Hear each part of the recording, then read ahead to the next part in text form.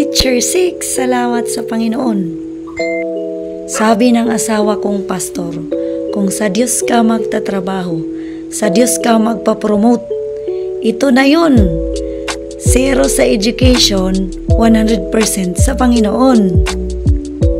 89 grade pa rin kahit walang masteral sa education. May nagsabi sa akin na dapat teacher 4 lang ang a-applyan ko. Kaya yun ang hinanda kong papel. Ngunit nagkaroon ng bagyo upong na September 26 sana ang pagpasa ng aming mga papel. At ipinakita ng Panginoon ang videong ito sa Facebook na pwede palang mag-apply sa Teacher 6 kahit walang masteral units.